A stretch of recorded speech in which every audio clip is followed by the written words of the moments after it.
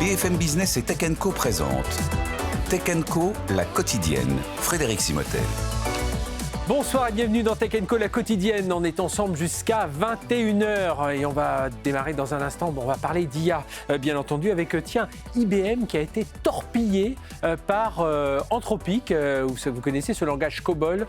Eh bien, il pourrait être remplacé un jour par Claude d'Anthropic. On va en débattre avec nos débriefeurs. On enchaînera avec Meta qui fait le plein de puces AMD. Un contrat, on nous parle entre 60 et 100 milliards de dollars. Et Meta deviendrait même actionnaire à 10% d'AMD. On découvre tout cela ensemble. Et puis, dernière partie d'émission, on aura la représentante Roxane Varza de Station F, la représentance en France d'OpenAI, et nous discuterons un peu de ce nouveau lien entre OpenAI qui va offrir ses outils aux startups de Station F. Voilà, ce sera tout à l'heure aux alentours de 20h30. D'ici là, eh bien, on a beaucoup de sujets, vous allez voir, on vient de vous en parler. Tech & Co, la quotidienne, j'allais dire Tech & Co Business. Tech & Co, la quotidienne, c'est parti. On est ensemble jusqu'à 21h.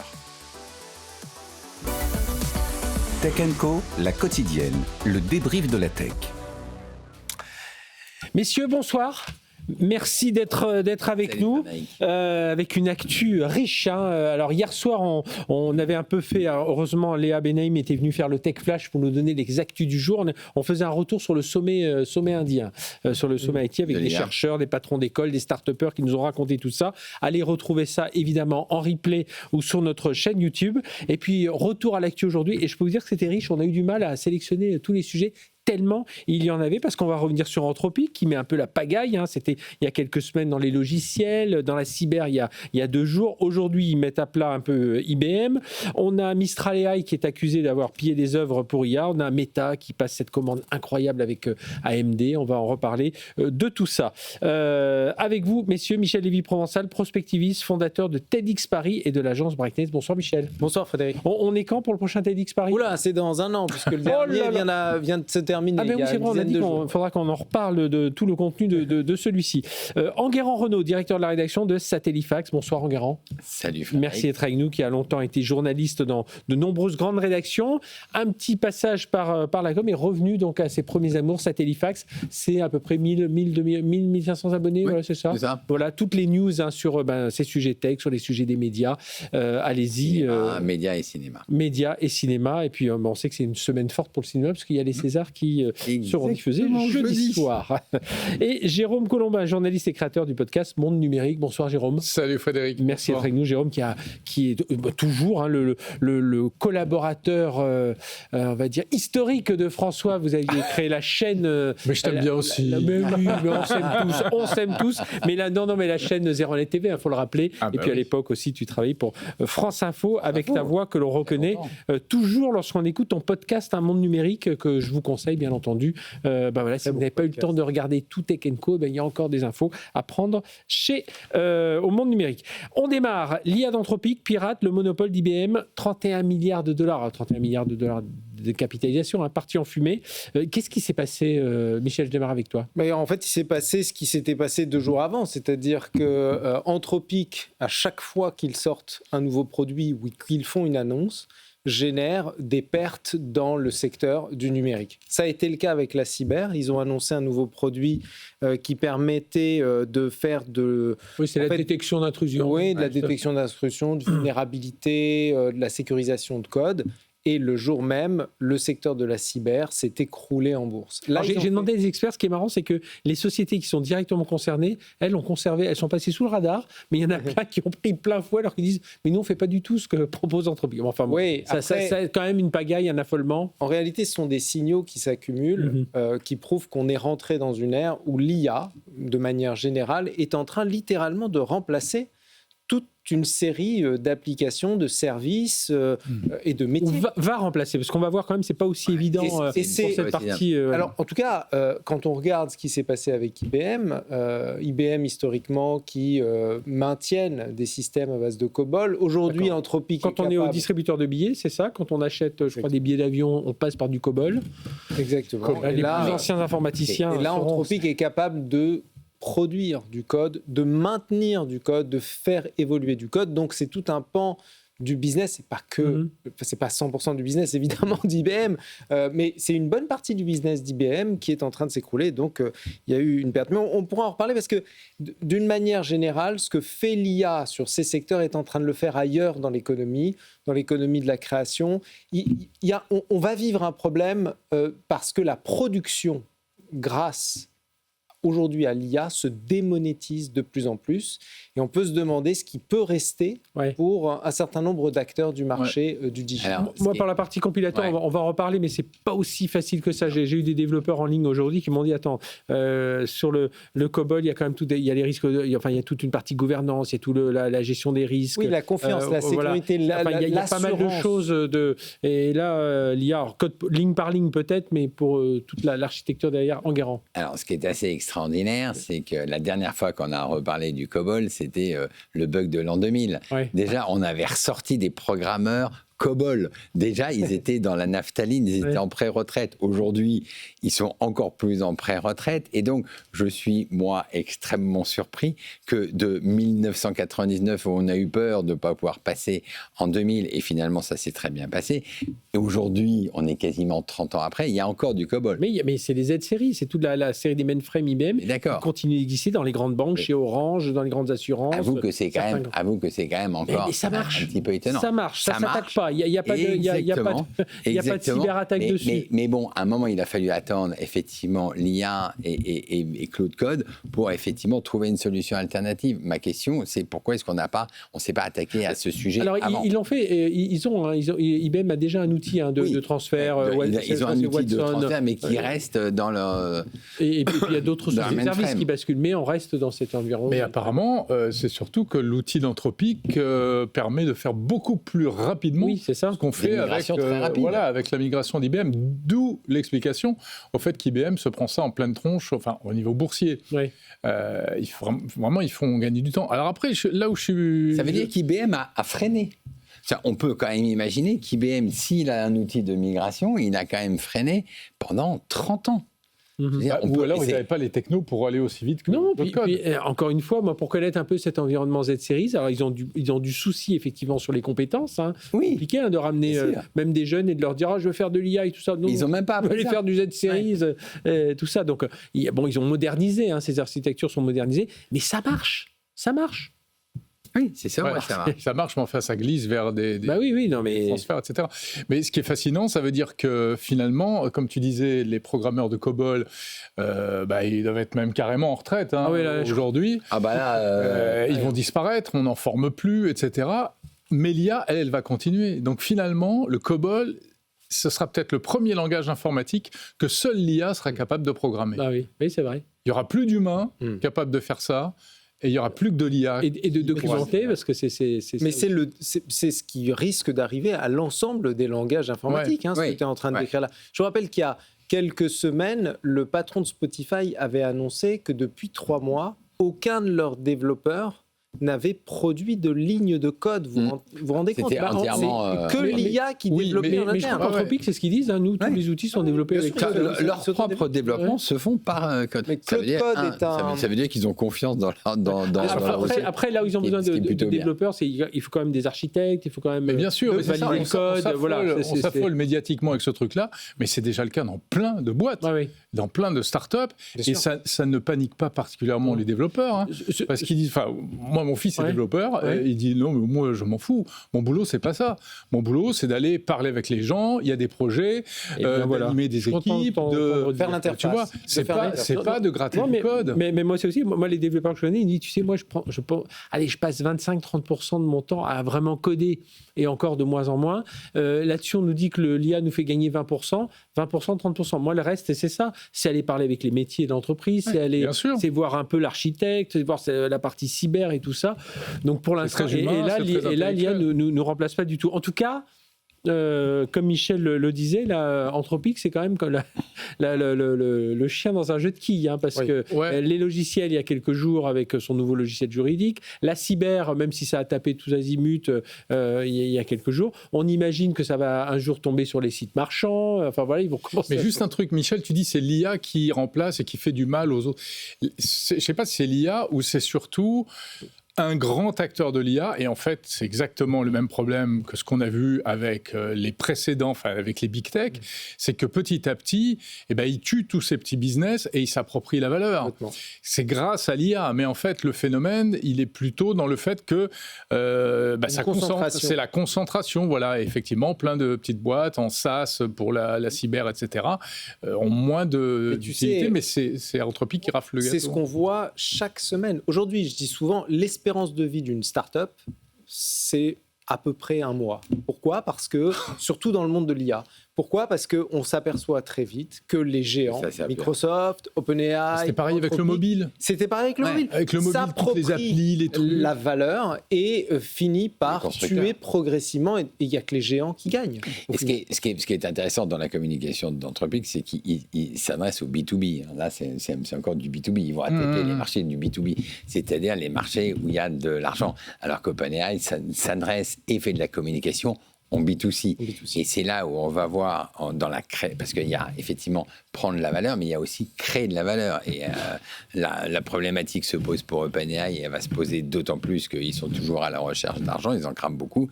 La problématique se pose beaucoup moins pour Anthropic, parce qu'ils ont attaqué des marchés B2B. Anthropic, qui est aussi qui fait une autre actualité, Anthropic, accuse ses concurrents chinois d'attaque par distillation. Vous l'avez vu ce sujet. Alors, je sais pas qui. Jérôme, tu peux nous rappeler un peu ce que c'est que ces attaques par distillation ? Alors, DeepSeek, on se rappelle, c'est ce modèle chinois qui a étonné tout le monde il y a quoi ? Il y a 1 an à peu près.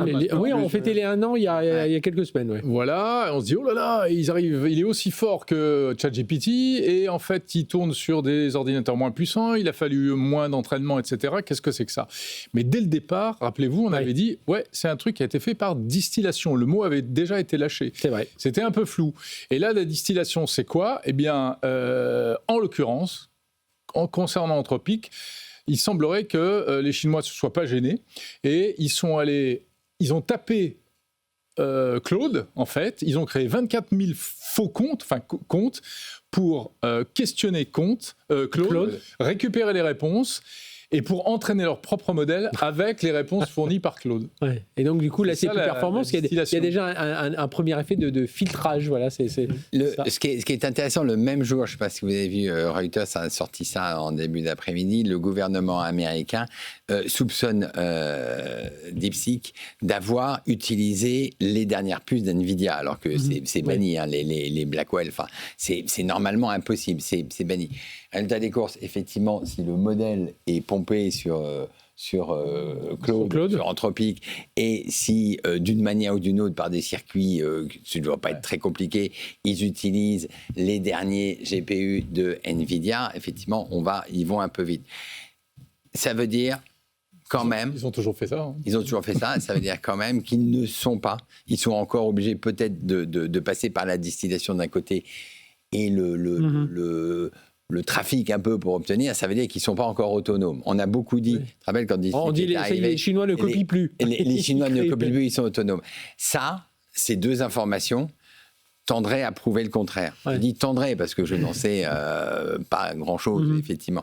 Donc, mais c'est ça qu'il faut, à mon avis, retenir de ces deux actualités, c'est-à-dire qu'ils ont trouvé des manières de répliquer encore. Mais pourquoi ils le lancent comme ça ? Alors oui, c'est pour accuser les Chinois et tout ça, mais est-ce qu'il y a un effet de communication pour dire, voyez, nous on reste quand même les plus puissants. Enfin, est-ce qu'il y a un effet d'annonce pour dire, voilà, on vous dit que les Chinois sont en train de nous rattraper. Ben non, regardez, en fait, ils nous copient. En fait, je ne sais pas si vous vous souvenez, mais on avait exactement, il y a à peu près 1 an, accusé aussi DeepSeek d'utiliser de la distillation sur OpenAI. Oui, absolument. À l'époque, OpenAI était le modèle en tête. Aujourd'hui, disons-le clairement, Claude, Anthropic, a plutôt pris la tête.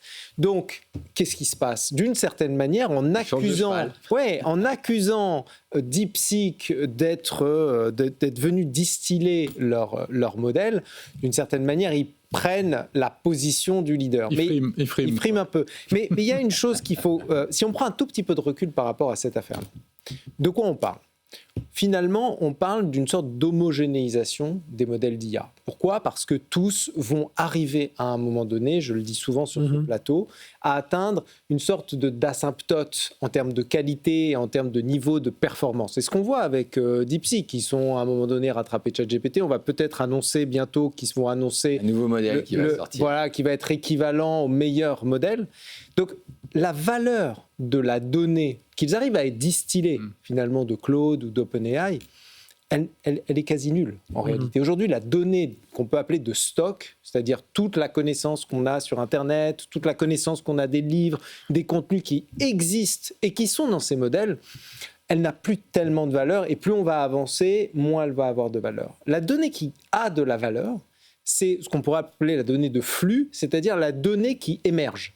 La donnée toute nouvelle, la donnée temps réel. Et c'est pour ça que d'une certaine manière, Musk l'a compris avant les autres, en faisant l'acquisition de Twitter et devenant X et couplant toutes les données de X avec XAI, récupère non plus simplement la donnée de stock, mais la donnée de flux. Il y a un autre acteur qui a accès à cette donnée de flux dont on entend très peu parler, parce qu'ils n'ont pas encore de produits grand public. C'est Meta, exactement, c'est Meta.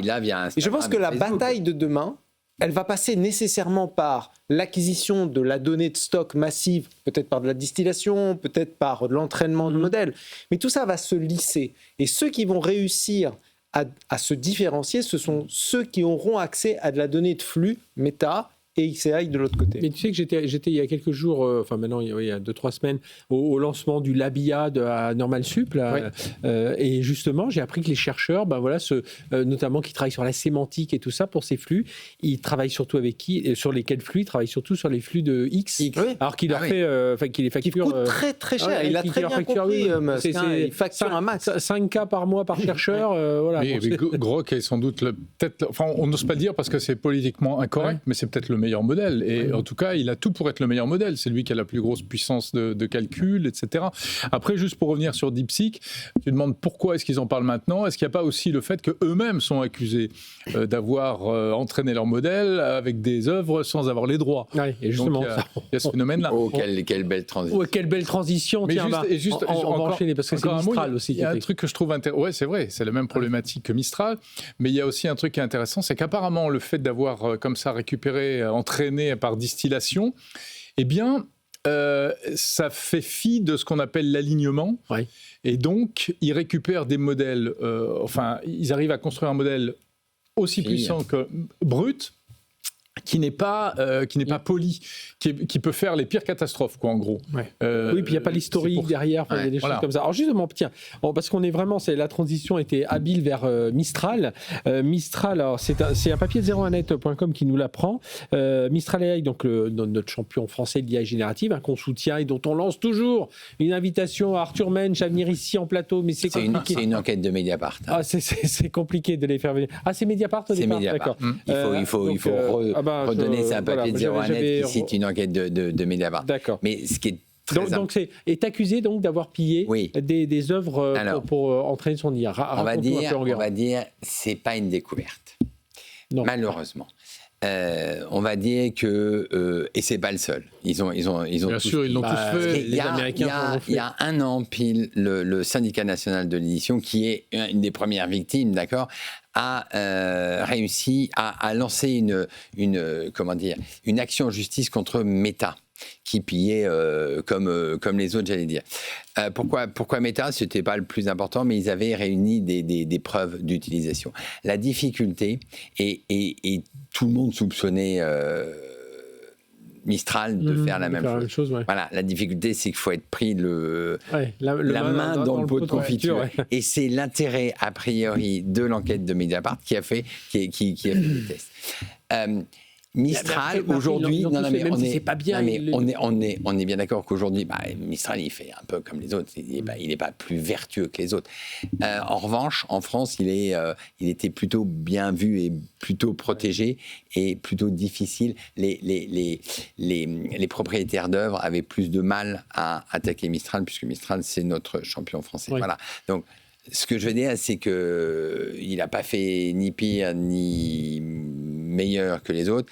Il n'est pas beaucoup plus vertueux que les autres. Mais il s'est fait attraper. Et il s'est fait attraper. Jérôme. Mais je pense qu'il y a aussi deux univers différents. C'est-à-dire qu'aux États-Unis, on sait que les modèles américains ont fait la même chose, mais la réglementation et la loi n'est pas la même en Europe et aux États-Unis. Alors, je ne suis pas juriste, mais sans vouloir dire de bêtises, aux États-Unis, il y a plus de largesse, c'est-à-dire qu'il y a je ne sais plus comment s'appelle cette disposition, qui permet de ramasser justement comme ça. Au nom de la recherche et des universités. D'aspirer les données. Et d'aspirer toutes les bibliothèques. Et en plus, c'est dans les usages, aux États-Unis, dans plein de domaines, et notamment dans la technologie, d'abord on tire, on fait n'importe quoi, et on se dit, mais c'est pas grave, bien sûr qu'on va se faire attaquer, mais on se fera attaquer, donc on provisionne, et on prépare les avocats, et ça se réglera en justice. En France, si on fait ça, c'est qu'il y en a un qui n'a pas joué le jeu, et que c'est très grave, il faut appeler les gendarmes, etc. On n'est pas du tout dans le même mindset. C'est vrai que les Américains, même dans toutes les bibliothèques scientifiques, on débarque comme des brutes. Après, moi je veux dire, bon, il y a un petit côté, moralement, on peut se dire, ouais, c'est pas bien et tout. Franchement, moi, c'est là où, personnellement, c'est mon petit côté hacker qui ressurgit. Complètement d'accord. Bah oui. Et pourquoi est-ce qu'il courrait? Il ne faut pas se leurrer. On n'aurait jamais pu créer ces modèles d'intelligence artificielle générative aussi puissants s'ils n'avaient pas scrappé tout le web de manière sauvage. Il fallait le faire. Et puis surtout en français, parce qu'aujourd'hui déjà, on a un petit risque en France, c'est que notre web français s'entraîne sur de l'anglais traduit ou du français retraduit en anglais, retraduit derrière. Non, mais c'est un risque ça aussi, de biais. Jérôme a un esprit hacker. Moi, j'ai un esprit. Je respecte la propriété intellectuelle. Effectivement. C'est ses abonnés. Ouais, non, mais on est d'accord. Et on peut le dire. Ce que je veux dire, les éditeurs, le cinéma, tout ça, il y a de la propriété intellectuelle derrière. Surtout, on l'a vu en ce moment avec Sidance. Un hacker, c'est gentil, mais pas complètement. Et c'est là où il faut dire. Et l'IA Act est là, c'est-à-dire il faut de la transparence des modèles d'entraînement. Ça existe. Si on utilise, il faut rémunérer. Ça se bat, Michel. Moi, je suis plutôt team Jérôme. Soyons clairs. Pourquoi ? Pour une raison très simple, c'est que il faut avoir un esprit pirate à un moment donné si on veut se battre dans un monde aussi sauvage que le monde dans lequel nous sommes aujourd'hui. Et la plupart, Enguerrand, 2 secondes s'il te plaît. Enguerrand. Aujourd'hui, la plupart des grands patrons français, Xavier Niel en premier lieu, revendiquent cet esprit et cette culture pirate. Je pense qu'il faut, l'assumer. Deuxièmement, si jamais on veut mettre en place des dispositifs qui permettent de protéger la propriété intellectuelle, il en existe. J'en fais d'ailleurs la promotion en parlant d'une intervenante qui est à TEDx Paris cette année sur la scène pour parler d'un modèle qui s'appelle le data streaming. On peut retrouver tout le contenu TEDx. Son talk va bientôt être mis en ligne. D'accord. C'est Primavera De Filippi, qui est une spécialiste de blockchain, qui est juriste aussi. Et elle présentait, en quelques mots, c'est très simple, elle présentait un concept qui consiste à appliquer ce qu'on a connu avec la musique dans le monde de l'IA. Autrement dit, plutôt que de pirater la musique, on a mis en place du streaming musical. Donc, à chaque usage, à chaque écoute, l'auteur est rémunéré. Dans le monde de l'IA, à chaque fois qu'on peut, où on a besoin d'aller chercher de la data très spécifique, on rejoint ce que je disais tout à l'heure par rapport à la data de flux et la data de stock. La data de stock n'a plus aucune valeur, soyons clairs. La seule valeur qu'on retrouve dans la data, c'est la data de flux. Si on veut rémunérer les providers de data de flux, on peut mettre en place des systèmes qui vont se coupler à l'IA. À chaque fois que l'IA a besoin d'une data très spécifique, mise à jour, temps réel, elles interrogent des bases de données, je ne rentre pas dans les aspects techniques, et à chaque fois que la donnée est récupérée, il y a un péage. Et on rémunère les auteurs de cette data de flux. Michel, ça, ce sont des solutions qui existent. Tu confonds parce que le streaming, c'est de la distribution. C'était une manière de distribuer. Mais de rémunérer aussi. De rémunérer. Mais les artistes, ils ne se faisaient pas piller. Et ce qu'on protège, c'est la propriété intellectuelle des artistes. Aujourd'hui, c'est bien à ça que le problème de la musique, c'est qu'ils sont envahis. Il y a, il était venu le dire ici, il y a 60 000 titres par jour qui sont uploadés sur les plateformes et qui sont 100% IA. Mais précisément, cette solution permettrait de rémunérer les artistes. C'est hyper sympa de pirater, mais à un moment, il faut quand même... Non, tu caricatures ce que je dis. Je dis précisément que les artistes pourraient être rémunérés à partir du moment où on utilise le style, leur contenu, au fur et à mesure qu'on l'utilise. La seule chose que je dis en parallèle, c'est qu'on ne peut pas jouer les bons samaritains et être les seuls à le faire sur la planète en bon européen quand tout le monde est sauvage et qu'il faut accepter, assumer parfois donc, aussi d'être un peu pirate. Dans le western. Voilà. Non, j'ai pas dit ça. J'ai dit il faut avoir un esprit de hacker et continuer à développer des solutions qui permettent de protéger l'esprit de hacker, mais il a développé un groupe qui est au départ avec un esprit de hacker et aujourd'hui il a créé beaucoup de valeur. Il a changé. Absolument. Et donc il va falloir changer. Mais oui.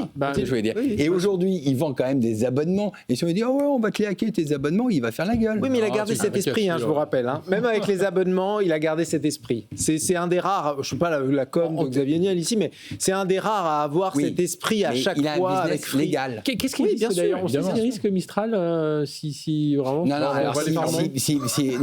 on va pas les fermer, mais c'est là où il va falloir suivre. Ce que j'ai dit, il y a une procédure judiciaire entre le SNE et Meta, donc on va voir. Syndicat national des éditeurs. Voilà, jusqu'où ça va aller, quelle va être la décision, et ça va faire jurisprudence. Qui se sert sur Meta et puis Mistral. S'il y a, parce que pour l'instant, il n'y a pas de plainte. Donc, s'il y a plainte, il y aura une jurisprudence. Et comme tu dis, le problème, c'est que c'est la pépite, quoi. Et puis, on n'a que... on va pas tirer une balle dans le pied de notre pépite. Attaquons-nous déjà à Anthropic et à OpenAI. Ils sont déjà un petit peu nés dans la douleur à cause, notamment de l'AI Act, qui n'est pas encore opérationnel, mais qui était en préparation, etc. Ce qu'on a représentants assez ils ont failli lobbying. Il faut rappeler qu'ils ont failli partir aux États-Unis à un moment quand ils ont résisté, parce que quand leurs gros financeurs sont arrivés en disant bon allez, maintenant on part tous là-bas, il y en a d'autres qui ont foutons-leur la paix, aidons-les. Exactement.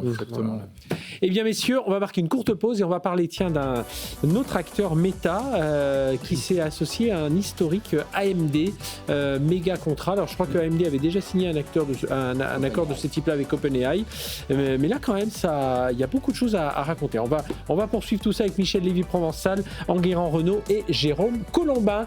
Tech & Co, la quotidienne. On est ensemble jusqu'à 21h. Tout de suite, la deuxième demi-heure de ce débrief. Tech & Co, la quotidienne sur BFM Business. Tech & Co, la quotidienne, le débrief de la tech. Allez, débrief de la tech, c'est reparti avec nos débriefeurs. Michel Lévy-Provençal, prospectiviste, fondateur de TEDx Paris et de l'agence Brightness. Vous aurez bientôt les contenus de TEDx Paris en ligne. Chaque semaine, on sort un nouveau talk. Donc voilà, il faut s'inscrire à notre newsletter sur tedxparis.com. Eh bien, l'appel est lancé. Enguerrand Renaud, directeur de la rédaction de Satellifax. Voilà, si vous voulez tout connaître du média, de la tech. Chaque jour, vous avez des nouvelles. Vous avez des nouvelles, mais il faut s'abonner à Satellifax. Et Jérôme Colombin, il faut s'abonner aussi, moi. Bah oui, bien sûr. Et Jérôme s'abonner à Monde Numérique, du podcast Monde Numérique, pour suivre évidemment l'actualité. Puis en plus, on reprend même l'actualité de la semaine, en fin de semaine. Voilà, absolument. Donc, voilà, allez-y pour continuer à vivre tous ces moments tech. Puis bien entendu, il y a aussi les podcasts et la chaîne YouTube de Tech & Co. Meta, qui passe une importante commande de puces AMD, dont il pourrait devenir actionnaire. Alors, c'est un accord, alors on nous dit entre 60 et 100 milliards, parce qu'il y a peut-être des histoires d'actions, d'échanges d'actions. Ça serait 60 milliards sur l'achat pour 5 ans de puces AMD. Et 40 milliards s'ils prennent 10% d'AMD, AMD faisant 350 à 400 milliards de capitalisation, ça ferait 40 milliards. Donc c'est pour ça le Wall Street a dit un accord à 100 milliards. Donc le but titre pour Meta, c'est de sécuriser un peu évidemment des puces en 6 gigawatts de puces. Maintenant c'est comme ça qu'on compte, on compte plus en mégahertz, en machin, en giga. Pour AMD, super, prise de commande. Voilà, on s'assure quand même un solide revenu. Je pense aussi qu'il y a une petite affaire pour Meta qui voyait les autres, les Google, Amazon, Microsoft, qui travaillaient eux-mêmes sur leur TPU, qui se disaient flûte, tout ce petit monde est en train de bouger. Nous, il faut qu'on valide tout ça. OpenAI avait fait le même accord. Comment vous voyez tout ça, Michel ? Moi, je pense qu'il y a en fait un besoin pour ces grands acteurs de l'IA, finalement, à maîtriser le full stack. On le voit avec pour moi, le modèle, c'est Google. Google, aujourd'hui, a développé ses TPU, qui sont les alternatives aux GPU, dont NVIDIA est le premier acteur, pour maîtriser la chaîne, la chaîne complète. Aujourd'hui, aucun de ces acteurs Chromebook on monte jusqu'au contenu. Ils ont le cloud. Enfin, ils ont. Oui, mais Meta n'a pas ses propres. Le cloud, le TPU, Gemini. Mais Meta n'a pas ses propres puces. Donc, ils ont besoin de se sécuriser aussi sur la chaîne. On l'a vu avec. Alors, OpenAI, d'une certaine manière, avec Microsoft, ils n'ont pas encore les puces, mais ils ont l'infra. On a eu Anthropic avec Amazon AWS, même s'ils n'ont pas les puces. Là, on descend d'un niveau. Mistral vient de faire une acquisition, d'ailleurs, sa première acquisition, pour acquérir un hébergeur. Encore une fois, l'idée, c'est d'avoir la maîtrise de l'infrastructure et peut-être même descendre en dessous de l'infrastructure d'hébergement pour maîtriser aussi les puces. Donc, je pense que c'est un mouvement qui essaie de copier le modèle Google, qui est quand même le plus avancé. C'est vraiment un blueprint assez extraordinaire, ce qu'a réussi à faire Google. Quand je pense qu'il y a 1 an et demi, on disait de Google qu'ils étaient complètement à la ramasse. Ils ont réussi à faire un coup assez extraordinaire. Ils n'étaient pas loin de la ramasse, donc c'est d'autant plus remarquable. C'est pas que c'était à la ramasse, c'était que dans l'annonce, eux, ils ont vu toutes ces technologies, ils se sont fait un peu doubler, parce qu'ils travaillaient aussi sur les méthodes de transformers et tout ça. Et là, tout d'un coup, ils ont vu OpenAI sortir d'un petit chemin là, de campagne sur des flûtes. Ils ont pris un raccourci. On les a pas vu venir. Nous, les gars, maintenant, il faut que... Ce que dit Michel est vrai, mais est-ce que le modèle de Google est réplicable? Parce que mettre autant d'argent dans des puces, mettre autant d'argent dans des... 100 milliards quand même, avec l'histoire d'actions. C'est pas à la portée de tout le monde et c'est vraiment un très, très, très, très beau modèle. Non, ce qui est vraiment important, c'est que tout le monde se dit on ne pouvait pas laisser un monopole à Nvidia. On ne pouvait pas. Enfin, je veux dire, celui qui gagnait le plus d'argent, c'était Nvidia. On ne pouvait pas laisser un monopole à Nvidia. Donc, s'il est sain qu'il y ait une concurrence, AMD rentre dans cette concurrence, on est effectivement, c'est ce qui avait été dit, les big tech vont dépenser 650 milliards de dollars cette année en infrastructure, à la fois cloud et puces.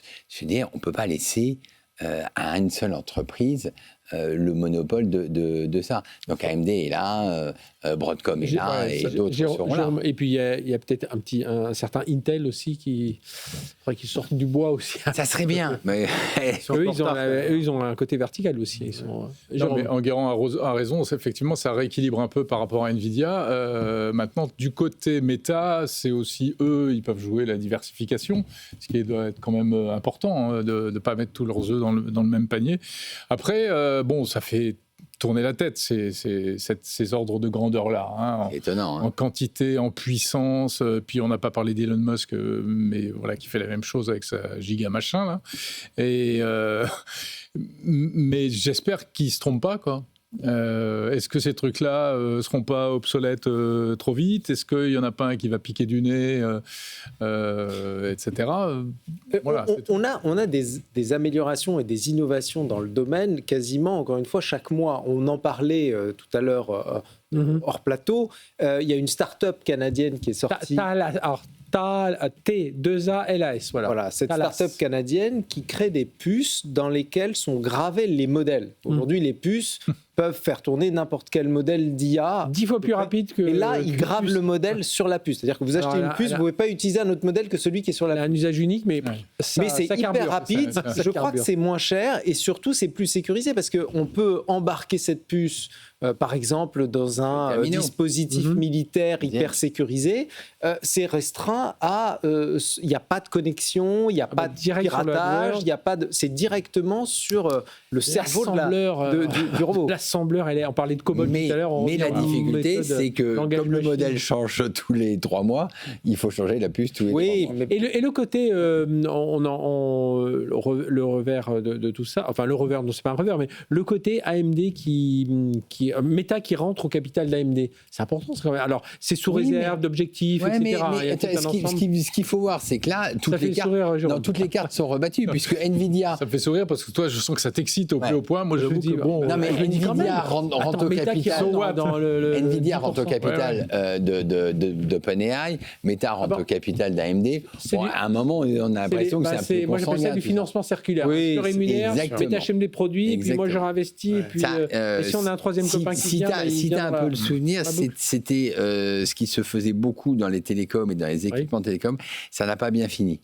C'était Ericsson et Nokia qui faisaient ça. Ni l'un. Alors, Ericsson vit toujours, Nokia a disparu, ou quasiment. Enfin, il vit toujours, mais n'est plus que l'ombre de lui-même. Par procuration. Et c'est pas sain. Je trouve pas ça très sain. Jérôme, non, toi, le fait qu'ils prennent 10%... Non, moi, je te dis, écoute, je vous écoute parce que effectivement, ça me bouleversifie pas outre mesure. Non, moi, ça me bouleverse pas, mais je me dis quand même, c'est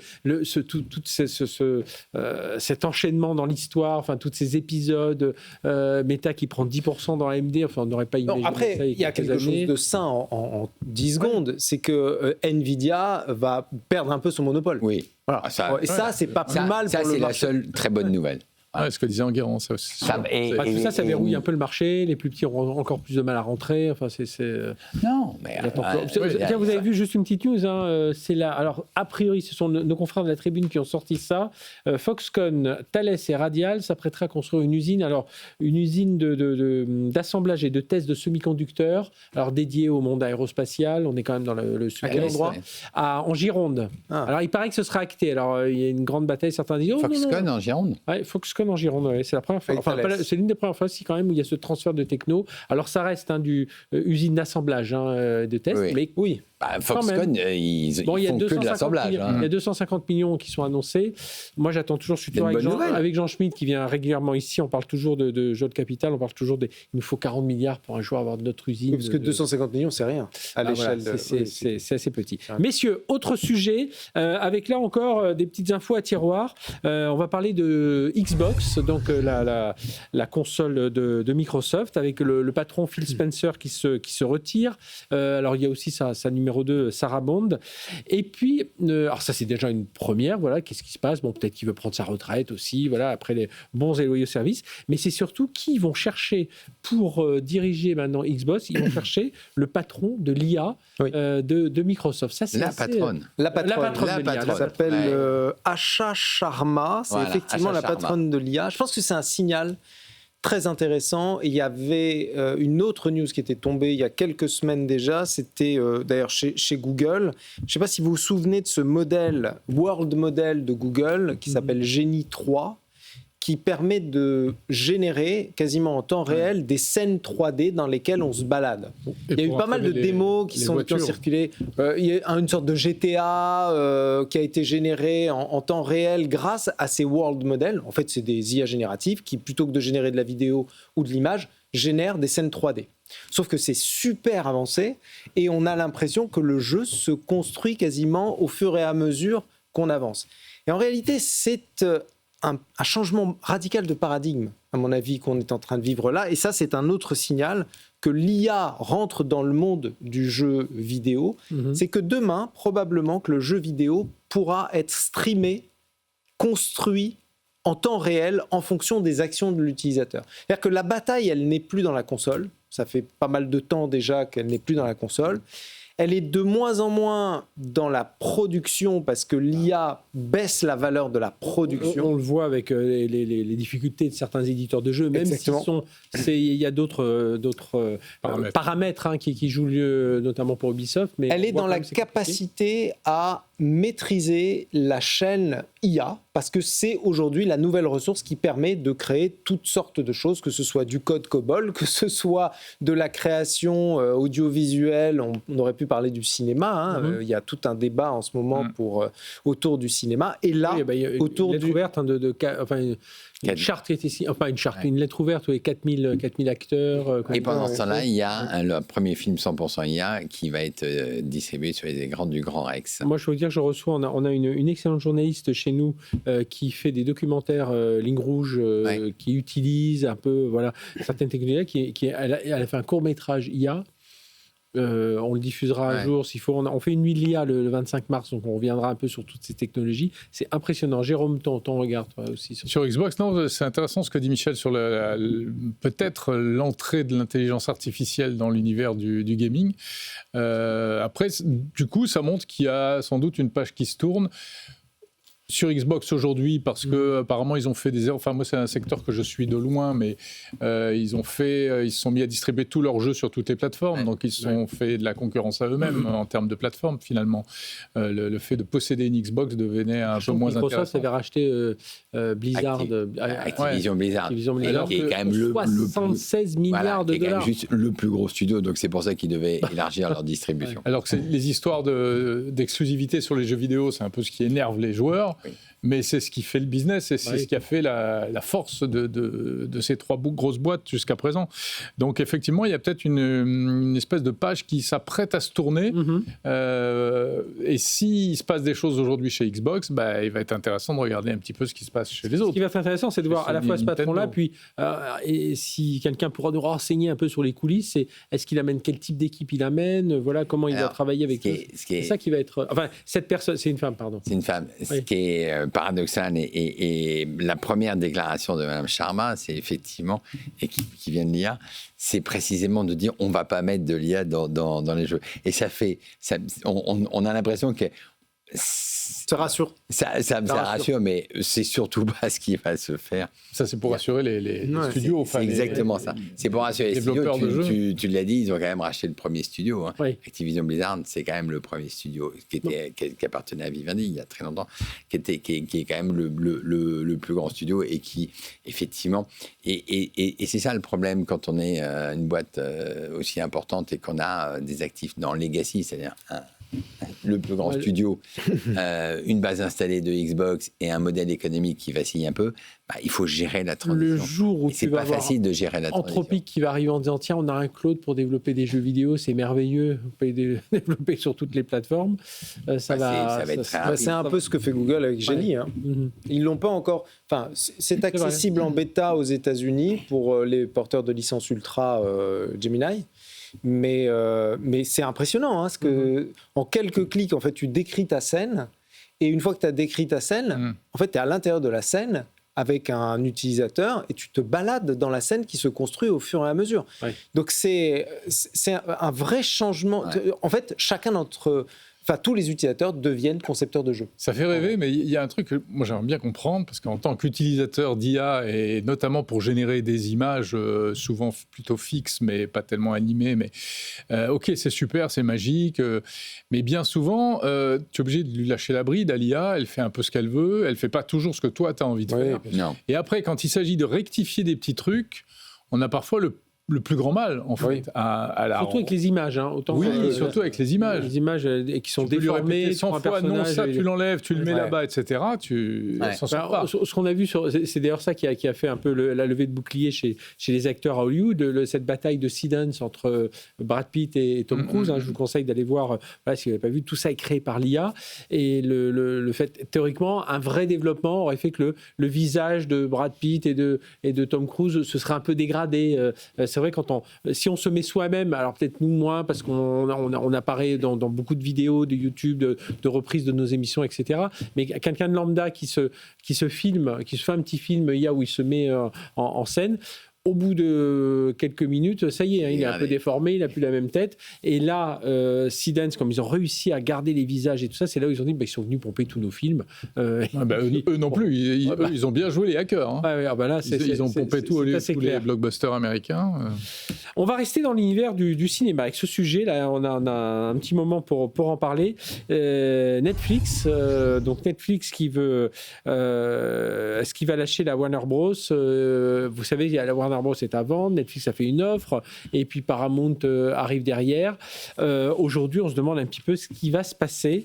Est-ce que vous avez suivi ça? Ouais, c'est ce que je disais depuis le début. Si on regarde, si on est très cynique, économiquement, c'est l'offre de Netflix. Politiquement, c'est l'offre de Paramount. Paramount dirigé par le fils de Larry Ellison, qui est proche de Donald Trump. Et Donald Trump s'est encore immiscé dans l'opération en sommant Netflix de virer de son conseil d'administration Susan Rice, qui est une ancienne proche collaboratrice de Barack Obama et de Joe Biden. Donc, c'est une rouge. Voilà. Bon, donc là, on voit très bien qu'on n'est plus du tout dans la logique économique, on est dans la logique politique. Donald Trump a deux armes. Juste avant, rappelle les enjeux pour ceux qui ont... Parce que ça fait un moment qu'on en parle. Les enjeux, c'est que Warner Discovery ne peut pas vivre tout seul. Ils sont totalement et Warner, asphyxiés. On retrouve quoi comme programme dans Warner? Alors, Warner, c'est des très grands films. Hein, ça a 100 ans, là. Oui, bien sûr, oui. C'est des très grands films. Et c'est vraiment de là. C'est des films de Christopher Nolan. Voilà. Et puis, c'est aussi les très belles séries, les séries de HBO. Donc, c'est vraiment quelque chose de très bien. Discovery, c'est autre chose. Et Discovery a racheté Warner. Et c'est pour ça qu'ils ont mis Discovery, c'est des chaînes. Dont Eurosport. C'est principalement des chaînes de sport et qui sont dans une situation un peu compliquée. Warner Netflix va bien compléter. Et pour terminer, Warner a aussi des chaînes d'information, dont CNN, qui énerve beaucoup Donald Trump. Donc, il y a une offre de Netflix qui ne prendrait que les studios de création et les plateformes de distribution du streaming de Warner. Et puis, il y a une offre, elle est à 83 milliards, et il y a une offre qui a été relevée cette nuit. On ne sait pas encore si c'est à $31, grosso modo, au lieu de $30, qui relèverait, disons, si c'est 3% de plus, ça serait une offre à 110 milliards pour l'ensemble du groupe. Ça pourrait changer quoi, ça, in fine, pour le spectateur? Alors, in fine, non, mais c'est là où c'est. C'est soit on consolide deux studios anciens, Paramount et Warner. Les deux ne peuvent pas vivre seuls. Warner a 40 milliards de dettes et Paramount en a 15. Et si on rapproche les deux, ça va faire deux boiteux avec une grosse dette. Voilà, ça c'est la vision. Okay. Mais un solide catalogue de films, de séries, et on ne change pas le modèle. Enfin, on reste dans un modèle ancien et ça fait peur à personne. Soit, effectivement, on va dans un modèle plus risqué, puisque ça serait Netflix qui rachèterait Warner et qui même s'il l'a dit, Netflix n'a pas intérêt à laisser les films en salle. Et donc, Hollywood est assez contre l'offre de Netflix. Mais je suis complètement d'accord, en fait, ce deal est aussi un deal politique parce que ce sont des infrastructures culturelles et donc des infrastructures politiques. Maintenant, si on regarde le point de vue économique de la chose, et on reprend d'ailleurs ce qu'on a dit tout à l'heure sur les données de stock, le fait que l'IA tue la valeur de la production, on rentre dans une économie avec l'IA où la production a de moins en moins de valeur. Donc, deux entités, Warner et Paramount, qui sont déjà endettées, si jamais elles s'allient, elles n'ont même plus la possibilité de valoriser leur métier, c'est-à-dire la production. C'est pour ça que le deal Netflix est intéressant, beaucoup plus intéressant. Pourquoi ? Parce que où se déplace aujourd'hui la valeur ? Dans un monde avec de l'IA. Elle se déplace notamment là où il y a la possibilité de valoriser une audience, la distribution. Et d'ailleurs, on le voit, plus on est capable de produire à bas coût, plus le problème reste le go-to-market, c'est-à-dire la capacité de distribuer, de vendre, donc d'avoir une audience pour pouvoir valoriser des produits qu'on a. Et donc, c'est pour ça que, à mon avis, si le politique prend le pas sur l'économique, c'est une catastrophe pour les deux. Si en revanche, l'économique, véritablement, ce qui est la logique, reprend le dessus, donc le deal Netflix se fait. Et quelque part le métier aussi, parce que là on voit... Et quelque part aussi le métier, parce qu'il y a une complémentarité entre le distributeur qui détient une audience et qui est capable de valoriser un produit, et le producteur. Et moi, ce qui me fait penser qu'à un moment donné, Trump est un pragmatique aussi, au-delà d'être un politique, et il va vouloir assurer peut-être un deal qui protège les intérêts. En tout cas, on peut l'espérer, puisque ça reste quand même un businessman. Donc peut-être qu'à un moment donné, la bascule... Peut-être que le politique prendra le dessus. Hein. Je ne suis pas en train d'anticiper. Mais la logique voudrait que l'économique prenne le dessus. Oui, mais ça... Très concrètement, l'offre de Netflix avait été acceptée. Oui, l'offre de Netflix a été acceptée par le conseil d'administration de Warner. Voilà, donc Paramount a fait jouer et a obtenu d'avoir une semaine pour finaliser une dernière offre. Alors, normalement, dans les accords entre Netflix et Warner, ce n'était pas possible. Netflix, bon joueur, ou parce qu'il n'avait pas le choix, a dit « je lève ma clause d'exclusivité pendant une semaine, le temps que mon concurrent fasse une offre ». Et lui, c'est étonnant. Réagir par derrière. Et voilà. Alors, là où c'est politique, c'est qu'à la fin, ça va se jouer entre les autorités de régulation, la FTC aux États-Unis et le DOJ aux États-Unis aussi, et les deux. Ils n'ont pas une ARCOM Non, c'est FTC. FTC. Alors, FCC, DOJ, tous les patrons ont été nommés par Trump. Donc, Trump, il suffit qu'il passe juste un coup de fil à Andrew Ferguson de la FTC, qui a déjà fait une enquête, et dit « tu arrêtes le Netflix Warner ». Pam Bondi, qui est la nouvelle ministre du DOJ, enfin de la justice, peut aussi bloquer. Et le troisième de la FCC peut aussi bloquer. Voilà, au risque d'avoir... Donc ça, Jérôme, toi, ton regard sur ces sujets-là? Je vous écoute avec attention. Je te dis, mais moi, j'aimerais continuer à voir mes meilleures séries sur les... Ouais, non, mais voilà, bêtement, d'un point de vue pratique, ça veut dire quoi? Qu'est-ce qui pourrait se passer à l'arrivée pour le consommateur? Après, la question que je me pose naïvement, c'est... toutes ces catalogues prestigieux, etc., dont on parle, jusqu'à quand ça a de la valeur, en fait?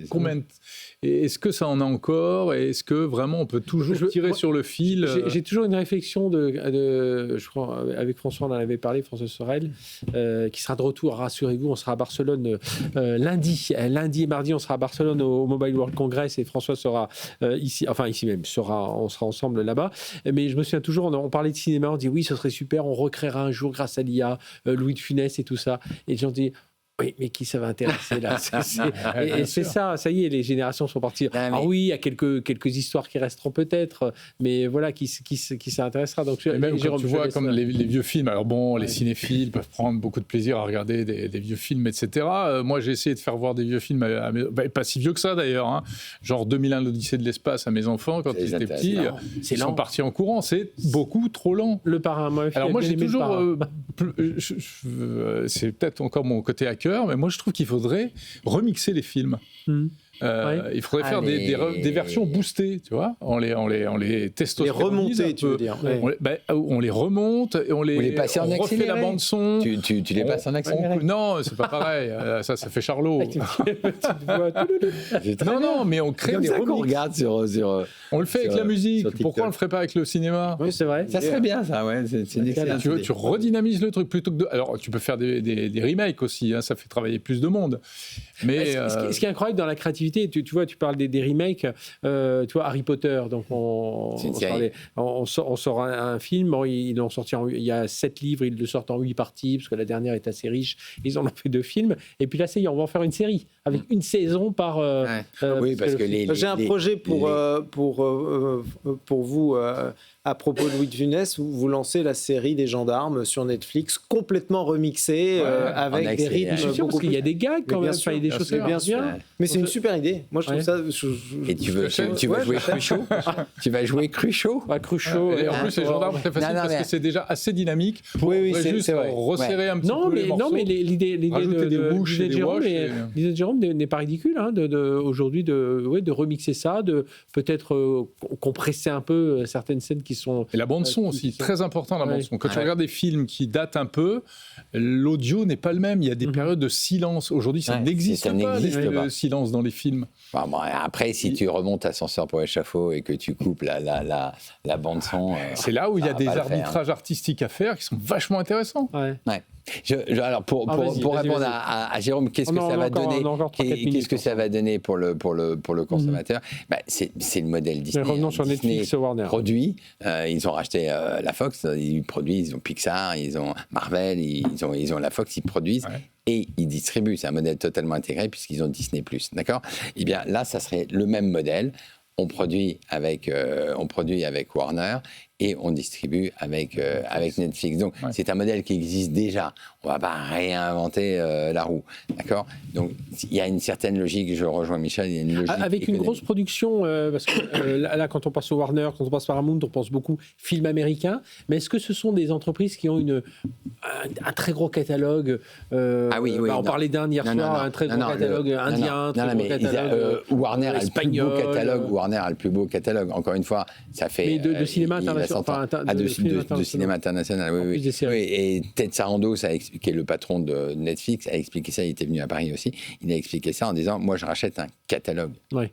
C'était ça qu'il pouvait faire. Bon, je tiens à vous dire quand même qu'avec nos discussions sur Louis de Funès, les gendarmes et les remixes, ma fille qui nous regarde m'envoie un SMS en nous disant, c'est une discussion de vieux, je comprends rien à ce que vous racontez. Bah oui, ça, c'est sûr. Bah oui, bien sûr. Oui, non mais le côté remix. En tout cas, là, on va attendre encore quelques semaines. Alors, il y a une décision qui devrait être prise par le conseil d'administration de Warner le 20 mars. Mmh. Et puis derrière, il y aura... Mais d'ici là, il y a tellement de rebondissements que... Ouais. Enfin, le 20 mars, c'est quand même dans... Oui, puis on rappelle... on peut prendre les paris, d'ailleurs. Ouais. Vous pensez à quoi ? Moi, je pense que Netflix va racheter. Oui. Moi aussi. Moi, je pense que Netflix va passer malgré tous ces effets politiques. Et puis, il y a un enjeu. Alors, tu disais d'ailleurs que les acteurs étaient contre la reprise par Netflix. Pourquoi ? Comment ils justifient ça ? Parce que, quelque part, on le disait, deux boiteux... Parce qu'ils ont très peur. Ils n'ont toujours pas pardonné à Reed Hastings et Ted Sarandos d'avoir méprisé la salle et dire qu'il n'y aura plus de cinéma en salle. Ils l'ont dit. Maintenant, ils reviennent un tout petit peu. Ils font vivre pas mal d'acteurs avec leurs séries quand même. Mais, pardon ? Ils font vivre quand même pas mal d'acteurs avec leurs séries. On est d'accord. Des anciens. Mais je te rappelle, et tu es très sensible au Festival de Cannes, que Netflix n'est toujours persona non grata au Festival de Cannes. Donc, pour te dire quand même... Ça, c'est un truc de vieux. Ça, c'est quand même un truc de vieux. Donc voilà, on est encore comme ça, avec des réflexes comme ça.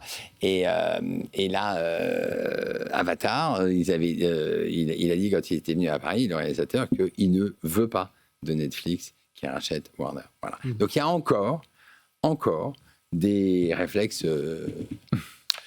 Bon, et bien voilà, ce qu'il fallait retenir un peu de cette actualité assez riche. On aurait eu encore beaucoup de sujets dont on aurait pu parler ce soir. Merci à tous les trois. Je le rappelle, Michel Lévy-Provençal, prospectiviste, fondateur de TEDx Paris et de l'agence Brightness. Enguerrand Renaud, directeur de la rédaction de Satellifax. Au sommaire demain, Satellifax, tu as déjà en tête les sujets ? Alors, on a, des sujets sur comment est-ce que les chaînes vont s'adapter, vont programmer les municipales, d'accord ? Et par exemple, il y a un sujet, puisque le tour des municipales, il y aura, France 2 va continuer de diffuser la cérémonie de clôture des Jeux paralympiques. Ouais. Donc ça va être, ils vont réduire les c'est ça aussi, les municipales. Parce que les Césars devaient avoir lieu un vendredi, mais le vendredi... un vendredi, mais le vendredi, il y a les enfoirés. Exactement. Parce que justement, il y avait la cérémonie. Donc, voilà, c'est pas évident. Donc les Césars ont lieu un jeudi. Je crois que c'est la première fois. Ils ont tout décalé pour ça. Depuis qu'on voit ça. Et beaucoup d'autres. Et Jérôme Colombin, je rappelle, journaliste et créateur du podcast Monde Numérique. Voilà, vous retrouvez toute l'actualité dont on vient de vous parler sur son podcast. Messieurs, merci infiniment. On va marquer une courte pause. On rejoint Léa Benaïm va nous rejoindre pour nous rappeler un peu les grands faits d'actualité du jour. On fera un petit tour, avec la rédaction de Tech ' Co. On parlera de Ubisoft qui tente de se relancer en faisant revenir des anciens cadres historiques. Je ne sais pas si c'est la meilleure façon. On a vu que le patron d'Ubisoft lui souhaitait bien rester et continuer. On va voir ce qu'en pense le journaliste de Tech & Co. Et puis ensuite, moment intéressant, Roxane Barza, patronne de Station F, qui sera là avec Laura Modiano, qui est la patronne des directrices de relations start-up d'OpenAI, qui nous expliquera un peu le lien, un nouveau lien qui se renforce entre OpenAI et Station F. On se retrouve tout de suite après. Merci, messieurs. Tech & Co, la quotidienne sur BFM Business. Tech & Co, la quotidienne, Tech Flash. Et voilà l'actualité tech de la journée avec Léa Benaïm, journaliste BFM Business. Bonsoir Léa. Bonsoir Fred et bonsoir à tous. Et à la une, l'IA a fait une nouvelle victime. Il s'agit d'IBM. Le groupe a vécu sa pire séance en bourse depuis 25 ans. 31 milliards de dollars de capitalisation partis en fumée en une journée. Un chaos mis par Anthropic qui affirme que son IA, Claude, peut remplacer le langage informatique historique d'IBM, le COBOL, une technologie qui date des années 50 et qui reste aujourd'hui au cœur du fonctionnement des paiements bancaires ou encore des systèmes des compagnies aériennes. Toujours dans l'IA, Meta fait le plein de puces chez AMD, un accord estimé à plus de 100 milliards de dollars. Dans le même temps, l'entreprise de Mark Zuckerberg pourrait devenir actionnaire d'AMD à hauteur de 10%. Avec cet investissement, Meta cherche à sécuriser ses approvisionnements pour bâtir sa super intelligence. Elle a aussi signé un partenariat à plusieurs milliards de dollars la semaine dernière avec Nvidia. Et puis dans l'actualité du cinéma, du streaming, c'est la guerre des enchères pour acquérir Warner Bros. Et oui, Paramount a soumis cette nuit une nouvelle offre. Son montant n'est pas encore connu, mais elle est plus avantageuse que les $30 par action en cash proposés en décembre et aussi supérieure à celle de Netflix qui avait déjà été acceptée. Le conseil d'administration doit maintenant trancher et pourrait donner 4 jours supplémentaires à Netflix pour surenchérir. Et puis Apple va fabriquer une partie de ses Mac Mini aux États-Unis. La production devrait démarrer d'ici la fin de l'année dans une usine Foxconn au Texas. À défaut de pouvoir relocaliser la production de ces iPhones, Apple compte sur celle des Mac Mini pour conforter l'administration Trump, même si l'entreprise reste prudente à date sur les volumes exacts qui seront produits dans le pays. Jusqu'à présent, le Mac Mini était essentiellement assemblé au Vietnam et en Chine. Et enfin, plus rien n'arrête Waymo. Les robots taxis de Google arrivent dans 3 nouvelles villes aux États-Unis, plus précisément au Texas, à Austin, Dallas et Houston. Une bonne nouvelle pour Waymo qui fait face à une opposition dans certains États. À New York, la semaine dernière, le gouverneur a retiré son autorisation d'exploitation hors de la ville sous la pression des syndicats de taxis et de VTC. Et pour finir, je vous donne rendez-vous à 22h30. On vous donne rendez-vous avec Frédéric à 22h30 sur BFM Business pour Tech & Co Business, une émission toute fraîche tournée ce matin depuis le Salon de l'Agriculture à Paris qui se déroule porte de Versailles. Au programme, la transformation du secteur à l'heure de l'intelligence artificielle. On écoute un extrait. Alors cette année, on fête les 10 ans de la ferme digitale. Donc en 10 ans, on a vu des générations d'agritech se créer. D'abord, pendant les premières années, sur des capteurs, des offres sur le satellite, des plateformes de vente en ligne ou d'achat en ligne pour les agriculteurs, pour leur faciliter leur quotidien. Et plus on avance, plus on va vers des nouvelles solutions sur les biosolutions, remplacer des produits phytosanitaires, la biodiversité, la vie des sols, la fertilité des sols. Et on a aussi un facteur conjoncturel qui nous aide, c'est la transition générationnelle. C'est-à-dire qu'on a de plus en plus de jeunes agriculteurs qui s'installent. Il y a un agriculteur sur 5 qui va partir à la retraite dans les 5 à 10 ans qui viennent. Donc ça crée des vocations. Et nous, avec ces innovations, on a pour ambition d'essayer de croiser cette massification de l'accès à l'innovation et cette arrivée des jeunes générations qui a envie de prendre des week-ends, qui a envie de prendre des vacances, qui utilisent le téléphone mobile puisqu'ils sont nés avec et qui ne conçoivent pas piloter une ferme sans avoir l'accès à des outils numériques. Voilà, l'IA au cœur de l'agri-tech, de l'agriculture de précision. Il y a certainement des startups aussi dans l'agri-tech qui sont présentes à Station F. On aura l'occasion d'en parler dans un instant avec nos invités Roxane Varza, directrice de Station F, et Laura Modiano, directrice des relations startup IMI chez OpenAI. Mais avant cela, c'est la chronique Tech & Co. Tech & Co, la quotidienne. La chronique BFM Tech.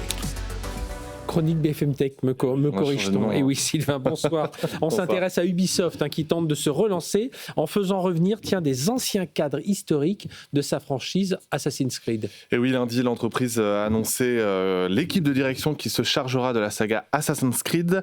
Il y a des comebacks qui font plutôt plaisir et qui pourraient bien inspirer la confiance. Le premier, c'est celui de Jean Guédon. Si vous suivez un petit peu son actualité, si vous êtes un joueur, vous savez déjà qu'il est l'un des hommes clés de la franchise qui a été lancée lancé en 2007. Il a travaillé sur la quasi-totalité des épisodes entre le premier opus et Assassin's Creed Origins. Il a notamment occupé le poste de directeur créatif sur Assassin's Creed Black Flag et sur Origins, qui a permis en fait à la licence de se renouveler. Moi, je crois même que vous connaissez du temps de Prince of Persia. Oui, il a effectivement également travaillé sur Prince of Persia, l'autre franchise culte d'Ubisoft. Il avait quitté l'éditeur français après une petite fâcherie avec Yves Guillemot, qui semble aujourd'hui bien oublié. Il est suivi de François de Billy, qui devient directeur de l'excellence de production pour améliorer tout simplement les techniques de développement et faire en sorte en fait que les jeux sortent mieux finis, on l'espère, surtout chez Ubisoft. Lui aussi, c'est un ancien de la maison. On le connaît pour son travail sur la série de jeux d'aventure Myst, avant de bifurquer du côté d'Assassin's Creed Révélation et dernièrement d'Assassin's Creed Valhalla. Et enfin, Martin Schelling, qui devient le directeur créatif et qui devra piloter la stratégie sur le long terme de la franchise. Sur son CV, il s'est fait connaître notamment pour son travail de conception sur Black Flag et Origins. Et donc là, a priori, c'est pour vraiment aider Ubisoft à se relancer. En tout cas, on l'espère. On l'espère, parce qu'on ne peut pas dire qu'Ubisoft aille très très bien, c'est peu dire. Dans son dernier rapport financier, Ubisoft avertit les investisseurs d'une perte de près d'1 milliard d'euros, tandis que son cours en bourse est tombé très très bas. Il est aujourd'hui à 4,30 €, j'ai vérifié juste avant de partir, contre plus de 100 il y a tout juste 6 ans. Mais il faut quand même noter que la licence Assassin's Creed, elle n'est pas la plus à plaindre, évidemment. Il y a pire. Si Assassin's Creed Mirage et Shadows, les deux derniers épisodes n'ont pas fait beaucoup de bruit niveau vente, avec respectivement 5 millions et un peu plus de 4 millions d'exemplaires écoulés. Il y aura des nouvelles aventures, ça reste la franchise la plus importante du groupe. Les prochains mois, justement, ça sera l'occasion de découvrir de nouveaux jeux avec Assassin's Creed Black Flag qui reviendra pour un remake. Il y aura également un épisode inédit qui est connu pour l'instant sous le nom de Codename X qui se déroulera en Allemagne pendant le temps des chasses aux sorcières. Et il y a évidemment du mobile avec Tencent, le partenaire d'Ubisoft. Le retour de ces figures historiques, ça n'a rien d'anodin. Ça sert aussi à calmer la tempête au sein des équipes qui ne portent pas vraiment Yves Guillemot, le patron d'Ubisoft, dans leur cœur en ce moment. Qui est de plus en plus contesté. Merci. Merci Sylvain Trinel, journaliste BFM Tech pour cette chronique. Allez, tout de suite, on part à Station F. Tech & Co, la quotidienne, les invités. Voilà, on part à Station F, façon de parler, parce que c'est bien entendu Station F qui vient jusqu'à nous avec Copenhague. Merci d'être avec nous. Roxane Varza, directrice de la Station F. Bonsoir Roxane. Bonsoir. Enchanté de vous retrouver ici avec nous. Et Laura Modiano. Bonsoir Laura. Bonsoir. Vous êtes directrice des relations start-up IMI chez OpenAI. Et alors, on vous reçoit toutes les deux parce que justement, alors je pensais que c'était j'allais dire Station F s'associe à OpenAI, mais j'ai vu que c'est OpenAI renforce sa présence à Station F, c'est ça ? On démarre avec vous Laura. Oui, alors OpenAI, on a des locaux déjà en France. On est ravis de travailler avec Station F. Vous êtes une trentaine en France aujourd'hui, c'est ça OpenAI ? Nous sommes une trentaine et on est en train de recruter. On a à la fois des équipes go-to-market et des ingénieurs. Et on raccompagne les startups, les entreprises, les gens qui veulent travailler avec nous dans tout ce qui est partie technique et partie business. Alors, on a vraiment un gros partenariat avec tout le monde ici. Voilà, et donc, du coup, alors qu'est-ce qui va se passer à Station F avec OpenAI Bon, déjà, c'était assez naturel, ce partenariat, parce que j'ai envie de dire, ça fait plusieurs années déjà. On a eu la première fois que le fondateur, le CEO Sam Altman, il est venu à Paris, il est venu à Station F, il a rempli l'auditorium, c'est des choses qu'on a rarement vues chez nous. Oui, je crois que c'était à l'époque où il y a même du monde dehors. Exactement, on a rarement vu des situations comme ça. Et même avant ce partenariat, on avait à peu près 50% de nos startups qui utilisaient déjà des technologies d'OpenAI. Oui. Donc maintenant, avec ce partenariat, on va évidemment avoir beaucoup plus de présence de l'équipe sur place. Les startups se posent beaucoup de questions sur comment mieux utiliser les technologies. Et on a une meilleure accès maintenant aux différentes techs qui sont en train de développer. Parce qu'aujourd'hui, je regardais, c'est 80% des startups hébergées sur le campus de Station F qui forcément passent par l'IA. Oui, c'est beaucoup. Il y a encore 20% qui travaillent sur autre chose, c'est rassurant. Mais l'IA est vraiment la majorité. Alors, pour OpenAI, alors c'est vrai que Sam Altman avait voyé pareil, parce que je crois que quand je regarde les utilisateurs, la France figure parmi les 5 premiers pays utilisateurs de ChatGPT hors États-Unis. Le nombre d'utilisateurs actifs hebdomadaires a triplé en un an. Enfin, on est un pays très, très important pour ChatGPT. C'est un pays très important et on trouve qu'en général, l'innovation qui se passe en France et en Europe est un des plus importants mondialement. Alors, très concrètement, ça se passe comment ? Je suis un start-up développeur, je travaille sur l'IA, je suis hébergé à Station F. Qu'est-ce qui se passe avec... J'ai de la chance déjà, voilà. Qu'est-ce qui se passe alors avec OpenAI? Comment ça se passe? Est-ce que je peux faire appel aux équipes? Voilà, très concrètement, le but de ce partenariat. On a toujours voulu accompagner les startups qui étaient à Station F. On savait toujours qu'ils étaient très importants et ils avaient beaucoup de possibilités à avoir une croissance. Mais maintenant, on veut vraiment appuyer sur cette relation et avoir un lien qui est beaucoup plus proche. Alors, on a une présence hebdomadaire. Alors, chaque semaine, il y a des gens de notre équipe qui viennent à Station F. Tous les startups qui sont hébergés à Station F, ils ont accès à des crédits, ils ont accès à nos équipes techniques on peut les raccompagner, on peut leur donner des conseils, ils peuvent avoir accès à nos Slack channels, à des ingénieurs qui travaillent avec eux pour les aider à avancer beaucoup plus vite. Et ce qui nous intéresse vraiment, c'est d'avoir la voix et le feedback des entrepreneurs français. Alors, par exemple, aujourd'hui, j'étais à Station F, j'ai rencontré plusieurs fondateurs et entrepreneurs qui ont donné de l'excellent feedback parce qu'ils étaient très, très techniques. Et on veut que nos modèles... Ils veulent vraiment descendre un peu dans la mécanique des algorithmes. Et nous, on veut avoir et représenter cette voix des entrepreneurs français et européens à nos modèles pour savoir comment améliorer et représenter cette voix à nos modèles et nos outils. Et parmi ces startups, c'est des startups de tous horizons. Est-ce que c'est des gens qui sont vraiment dans la recherche mathématique ou est-ce qu'on a des gens qui ont un produit que nous, utilisateurs, consommateurs lambda, on pourrait utiliser? C'est vraiment tout. C'est ce qui me surprend à chaque fois, le niveau d'innovation qu'on trouve en France spécialement et en Europe, c'est qu'on a des startups dans tous les verticales et dans toutes les industries.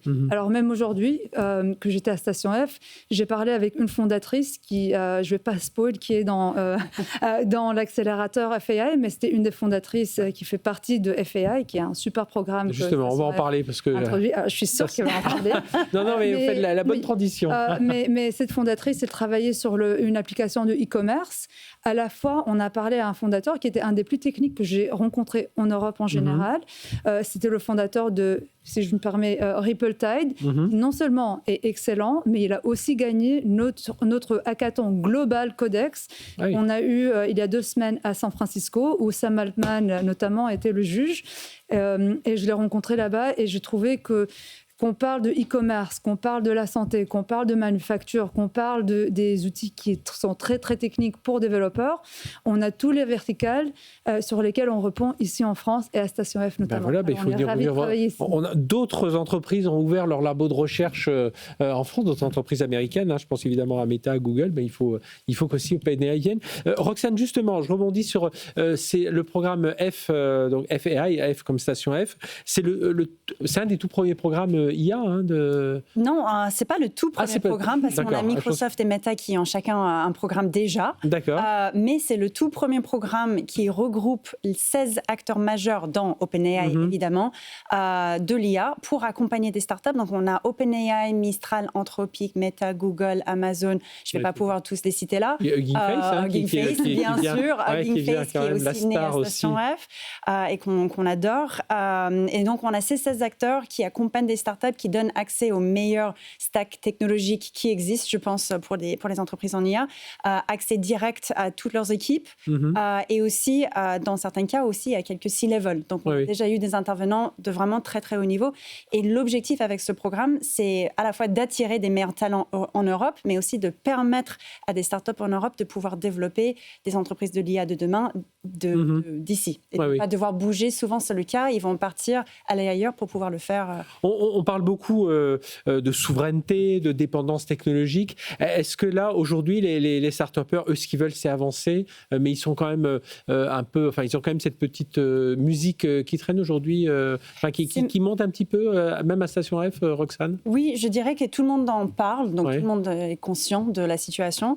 Après, je ne dirais pas que c'est forcément la souveraineté à chaque fois, c'est plus, on ne veut plus être dépendant d'un pays parce qu'on voit que la politique peut vite changer. Donc, c'est plus avec ce prisme-là. D'accord. D'essayer d'avoir le choix, quoi. Exactement. Et c'est exactement ce qu'on essaie de faire avec ce programme, justement, donner le choix. On parlait, Laura, vous le disiez vous-même, une trentaine de personnes aujourd'hui OpenAI en France. J'imagine que là, à travers ce programme, en filigrane, il y a un peu le moyen de se dire, de repérer aussi quelques talents et de se dire, tiens, ça pourrait, vous êtes en période de recrutement, ça peut être aussi, parce que c'est vrai qu'on a plutôt des bons talents. On est en train de recruter et c'est vrai qu'il y a des talents excellents en France et en Europe en général. Alors on est très heureux et ravis de recruter en Europe. On a une forte croissance et on trouve que les talents sont très bons. On parle aussi beaucoup, nous en Europe, d'enjeux réglementaires. Roxane, est-ce que justement le côté AI Act compatible, enfin, est-ce que tout ça, ça les interpelle? On rappelle, 80% des startups présentes sont vraiment impliquées dans ces modèles IA aujourd'hui. Oui, évidemment, ça interpelle. Ouais. La réglementation, ça interpelle toujours. Je pense que ça interpelle aussi aux États-Unis parce qu'ils n'ont pas encore stabilisé exactement ce qu'ils vont faire. Ce que j'ai envie de dire, c'est cette fois-ci, j'ai l'impression que l'écosystème a réussi à se faire entendre un peu mieux que par le passé. Et je vois que l'Europe a envie aussi de ne pas tout bloquer. Ça, c'est quelque chose qu'on avait moins senti par le passé. Donc moi, je suis assez optimiste et je pense qu'il faut une réglementation. Je ne suis pas dans ce camp de il faut absolument rien. Mais j'espère que voilà, tout le monde va continuer d'être dans cet esprit d'écoute. Et on l'a dit tout à l'heure, on était avec nos débriefeurs, on dit voilà, cet esprit d'écoute, mais c'est même cet esprit de hacker dans le bon sens du terme. C'est ce qui a fait naître aussi des entrepreneurs comme Xavier Niel, qu'on connaît bien, parce que c'est lui qui est à l'origine de Station F. Mais voilà, comme beaucoup d'entreprises qui sont nées un peu au début, un peu border, mais finalement, ils ont fait bouger le marché, ça a fait bouger un peu tout ça. Aujourd'hui, vous parliez de Google, de Meta, donc là, OpenAI, il y avait un accord qui avait été signé aussi avec Mistral. Donc c'est ça, le but, c'est de pouvoir offrir ce choix à ces startups, c'est ça? Exactement, ça a toujours été le cas à Station F. Donc il y a beaucoup de noms américains qui sont cités, mais on n'a pas que des acteurs américains à Station F, on a beaucoup d'acteurs européens, on a même des acteurs asiatiques qui sont présents, et on commence à avoir aussi des partenaires avec des pays qui nous envoient des startups pour être basés en France à Station F. Laura Modiano, cette initiative là de lien entre Station F et OpenAI, aujourd'hui c'est une initiative, enfin il y en a d'autres dans d'autres pays européens ou dans le monde, où la France fait un peu figure de laboratoire par rapport à cela? Il y a des partenariats, mais pas au niveau qu'on a avec Station F. Je crois que c'est le premier qu'on a qui est tellement profond. Et encore, Station F, c'est le campus le plus grand au monde pour les startups. Nous, on veut être là où sont les entrepreneurs, on veut être à côté d'eux, on veut les accompagner et on veut qu'ils avancent le plus vite possible. Nous, comme OpenAI, on apporte des nouveaux outils, des nouveaux API et de nouveaux modèles très souvent. On rabaisse nos prix souvent. On fait plus possible de prendre moins de risques pour aller de idée à prototype, à lancer. Et on veut qui que ce soit, avec une idée et quelques lignes de code, de vraiment pouvoir avoir la possibilité de devenir entrepreneur. Alors, si les entrepreneurs sont à Station F, on veut être là où ils sont, travailler avec eux le plus possible. Et vous avez vraiment cette image depuis OpenAI que la Station F, on est dans, vous le disiez, c'est l'un des plus grands campus de start-up au monde, mais que là, on est dans cet univers européen, parce que c'est vrai que nous, on a toujours un peu ce regard français, on est très heureux, Station F. Mais vous, quand vous le regardez avec votre regard OpenAI, vous dites oui, c'est à Paris. Évidemment, la France est un peu privilégiée, mais c'est un vrai hub européen. Et pour vous, c'est comme ça que vous le voyez chez OpenAI? Je crois que c'est vraiment un phare de ce qui est possible dans la technologie, parce que quand on a des entrepreneurs qui se localisent ensemble, il y a des idées qui peuvent se partager, et on trouve que ça, c'est toujours très positif. Et en parlant de la France, mais en parlant en même temps de l'Europe, je trouve qu'il y a, ou nous on trouve à OpenAI, qu'il y a une plus grande croissance et plus rapide croissance en Europe que le reste du monde.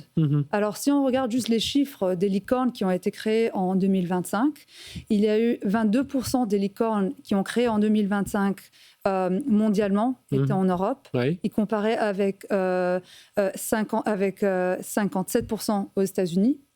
L'année précédente, il y a eu 15% mondialement qui étaient en Europe et 56% aux États-Unis. Alors, la rapidité avec laquelle on a une croissance des licornes et du succès des entrepreneurs en Europe est le plus vite au monde. Vous êtes, Laura Mignano, je rappelle, directrice des relations start-up IMIA chez OpenAI. Oui. Donc là, il y a je suis très fière de ça. Ouais, j'imagine bien, et bravo à vous. Et il y a cet accord avec Station F. Mais si je suis une start-up qui n'est pas à Station F, est-ce que je peux évidemment me tourner? Qu'est-ce qui est différent par rapport aux accords qui ont pu être signés avec Station F? Certainement. Alors, en général, on travaille avec toutes les startups. Et la raison pour laquelle je suis fière de mon travail, c'est parce que je suis très fière des fondateurs et des entrepreneurs, des développeurs en Europe. Oui. Je trouve qu'ils sont hyper techniques, ils ont des bonnes idées, ils veulent vraiment aider la société dans laquelle ils sont, ils veulent créer de la valeur dans l'économie et ils pensent d'une manière très mondiale.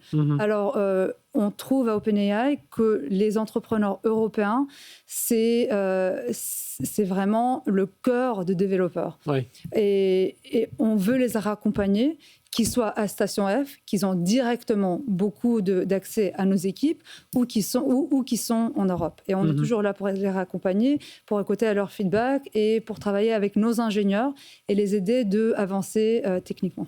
Ça, j'imagine, au cours Station F, ça fait aujourd'hui... Bientôt 9 ans. Bientôt 9 ans, j'allais dire 8 ans, oui, c'est 9 ans. Oui, c'est vrai qu'on s'était vu à un moment, on fêtait les 8 ans, l'anniversaire des 8 ans.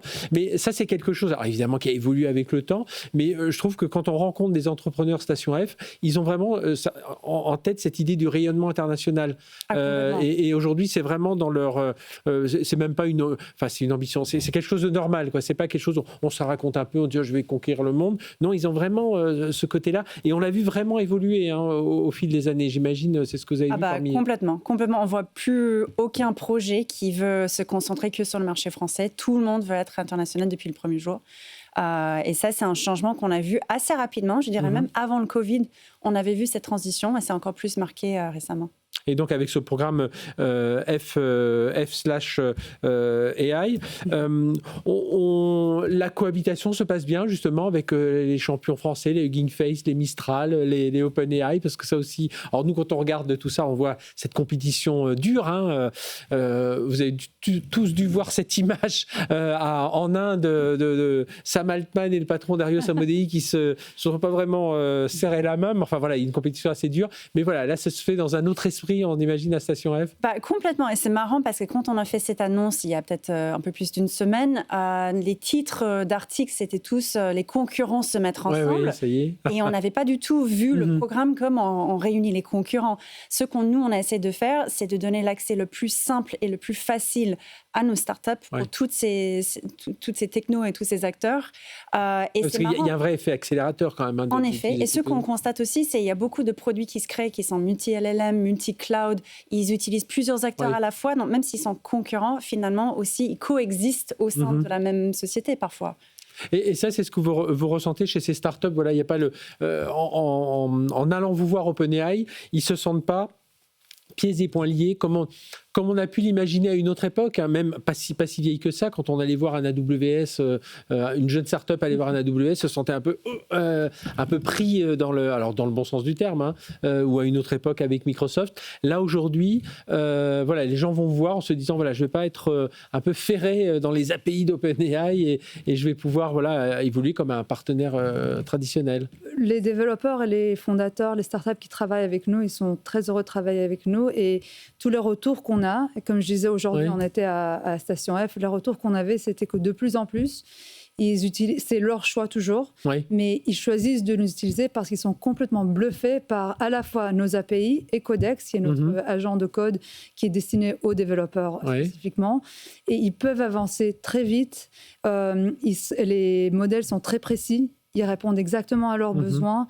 Ils ont plusieurs capacités et ils deviennent de plus en plus forts. Et c'est pour ça qu'on lance des nouveaux modèles très souvent, encore avec les feedbacks et les retours qu'on a par les entrepreneurs. Et c'est pour ça encore d'ailleurs que non seulement on a les chiffres que vous disiez avant sur ChatGPT, mais sur Codex, comme j'ai dit, notre agent, on a vu l'utilisation qui a triplé déjà juste du début de l'année. Ah oui. Par les développeurs, oui, exactement. Et l'API aussi, on a une forte croissance parce que les développeurs encore et les entrepreneurs, ils aiment voir que leurs besoins sont complètement répondus par nos API. Ouais, oui, la France fait partie du top 10 mondial des pays les plus actifs sur le développement via l'IA d'OpenAI. Les prochaines actualités pour Station F, Roxane, il y en a beaucoup? Pas les annoncer là. Hein. Il y a encore beaucoup de choses. Il y avait un événement France Digital il y a encore c'était il y a 10 jours déjà. Oui, on avait l'événement AI Day juste avant. Non, on aura des partenariats qu'on va partager prochainement. Bon, et bien, ce sera l'occasion de revenir ici sur le plateau. Et moi, j'y serai encore dans 2 semaines, je crois. Et notre équipe est, comme j'ai dit, chaque semaine là-bas. Alors, les fondateurs peuvent toujours nous trouver. Voilà, eh bien merci à toutes les deux d'être venues nous voir ici. Donc cet accord qui se renforce entre OpenAI et les startups présentes à Station F.